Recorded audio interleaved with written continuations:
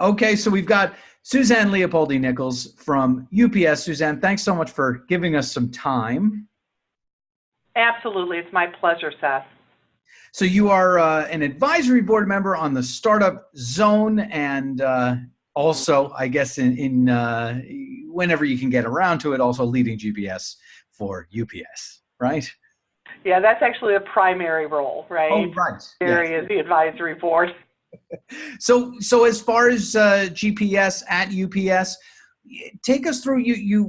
You are really, kind of early days for you personally there. Yes. That's right. I actually just joined UPS a little over a year ago.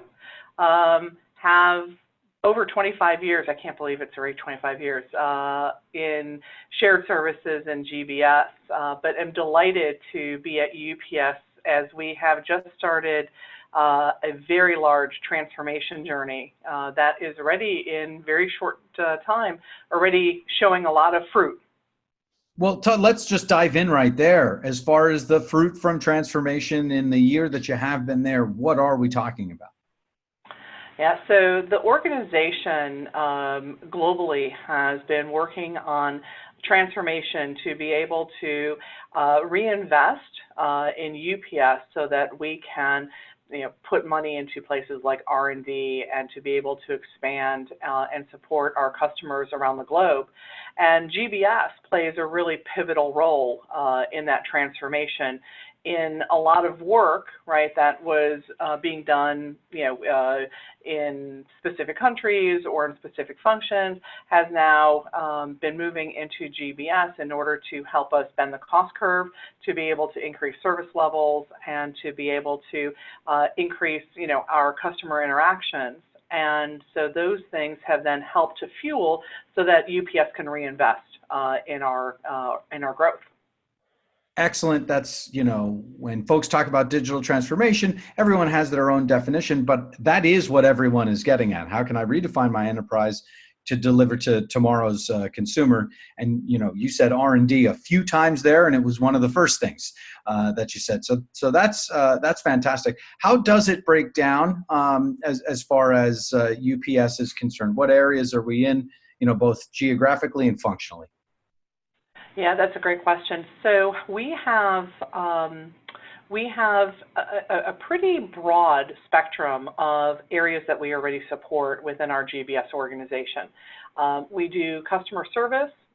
So when people call the 1-800-PICK-UPS, our team will then pick up the phone, help people track packages, be able to file claims, et cetera. We do if you will, the more typical verticals of finance, HR, IT. We also do world-class sales support. So as our sales organization sets up new customers or has signed up new customers, we help get them set up.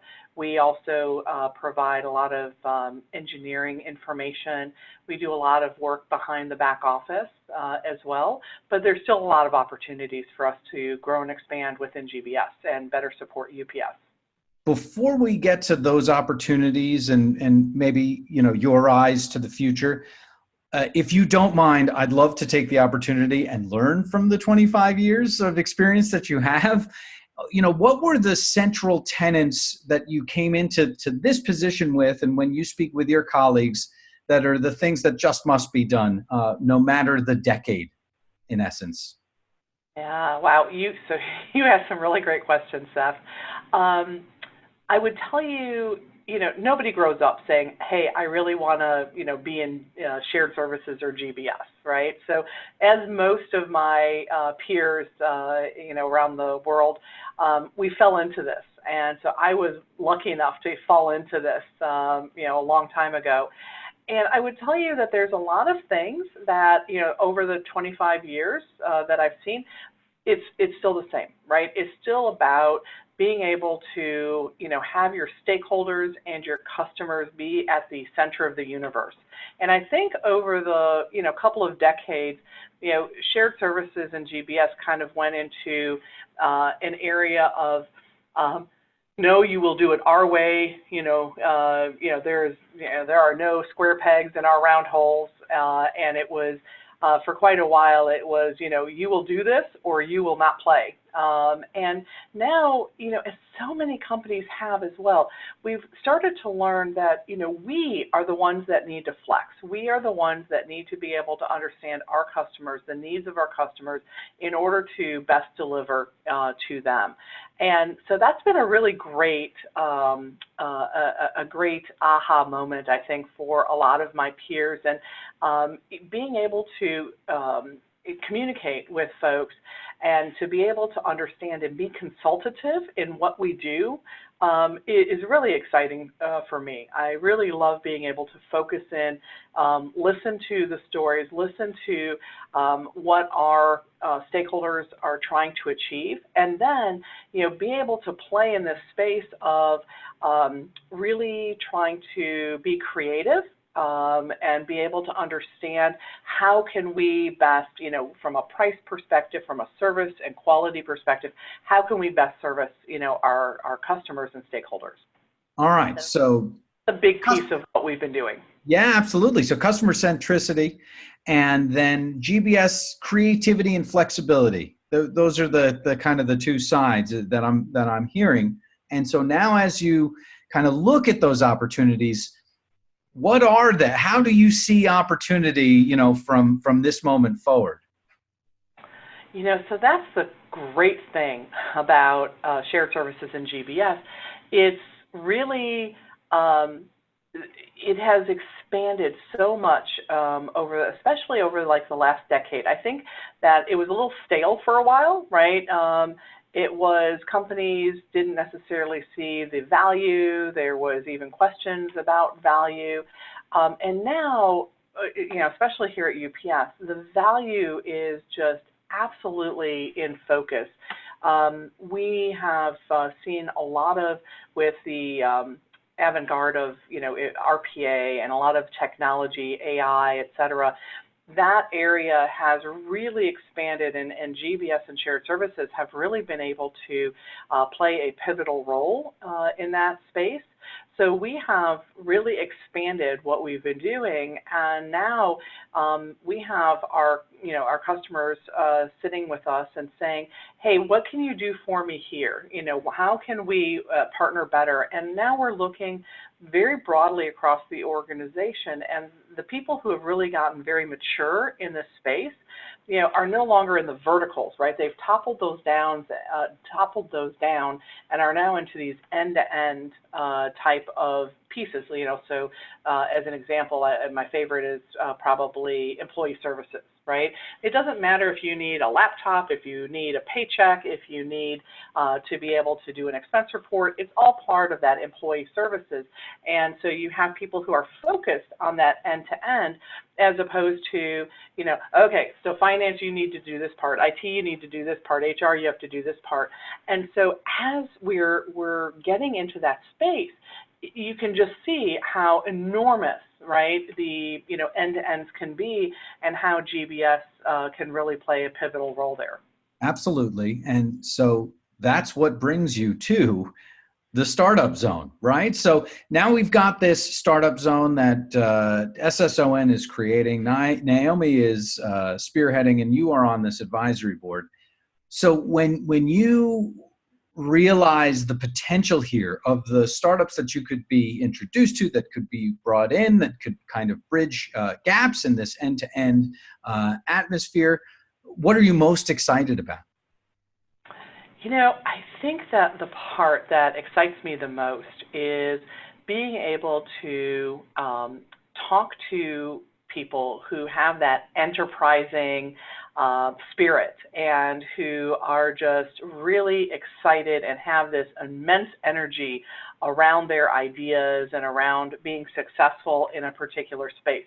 The same way that I am around GBS, right, and making sure that we're successful in the things that we do, being able to listen to these people who have just amazing creative ideas, and being able to, if you will, help incubate, right, and be able to help them to think through, service delivery, and to be able to partner with them and have them, bring things to scale. I think that's really exciting. Yeah, that's the nice thing here, because we've got global corporate enterprise on one side, and then we've got these entrepreneurs on the other side. And so it really is a beautiful give and take as far as, well, here's what we can share with you. And then, well, and here's what we can do for you. Here's the kind of the pace that these startups can run at, which, to do it yourself would be nearly impossible at the size of the organization that you described to begin with. But, kind of plugging and playing with these startups is going to potentially yield some really exciting results, seems like. Oh, I think that, I'm really looking forward to that because, large organizations, right, UPS being, a typical, Fortune 500 company, although we, there's some areas that we're very agile in, there's other areas where we don't have that agility, and, being able to partner with others who really can be very, agile in a particular space and do things and bring something really quickly to market, and then, us to help them, think through, size and scale, right? I think that's a really great partnership. And there we go. We're very excited about it. We'll be checking in with you down the line. For the moment, though, I'll ask you the final three questions, if you don't mind. I'll tell you what they are, and I'll ask you them in order. What's most surprised you at work?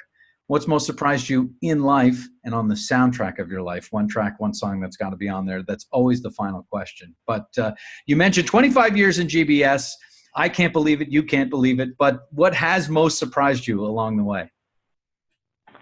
I think the most surprising in my career has been the immense support that I have seen from leaders as they are, developing people, how really supportive people have gotten over the last, let's call it, decade or so.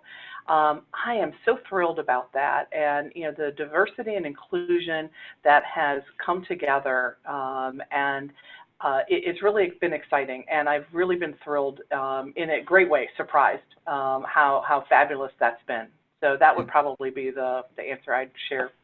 Yeah, a quarter of a century of history, and yet somehow it's still day one in many different ways, Yeah. type of thing. Yeah. What's most surprised you in life?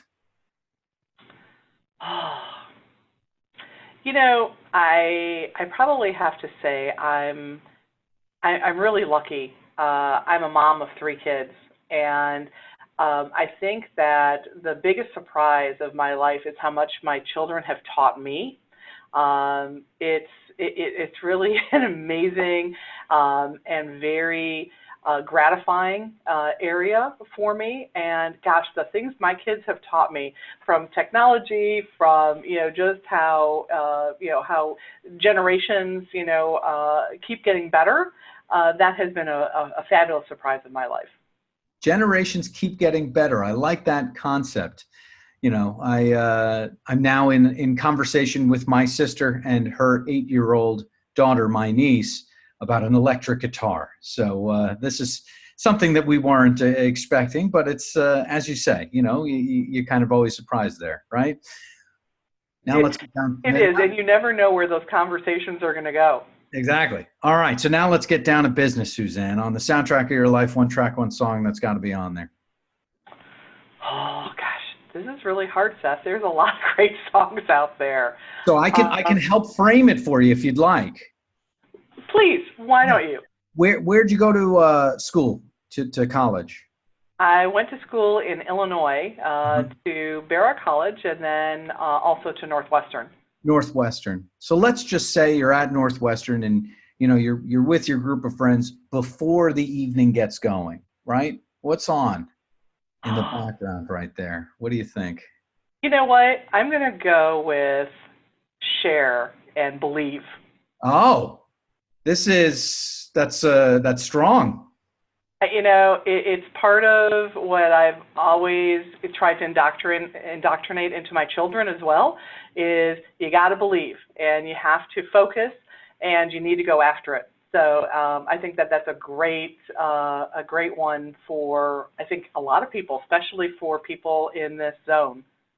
Absolutely, and as a New York Mets fan, the 1973 New York Mets with Tug McGraw. Tug McGraw said, "You got to believe." He might have got it from Cher. Who knows? But I'm all in on that concept. I'm with you. Well, Seth, I shared with you I'm from Chicago, right? And so I can't remember how long it was since the Cubs had last won, but in my lifetime, I got to see that, right? And so it just continues to go with belief. That's it. There you go. A tip of the cap to Harry Carey and Ernie Banks and even Ryan Sandberg. Right? Why not? Absolutely, that's right. You are clearly a baseball fan. I've been there, done that without question. Suzanne, thank you so much. Can't wait to check in with you down the line. Thanks, Seth. I appreciate the opportunity.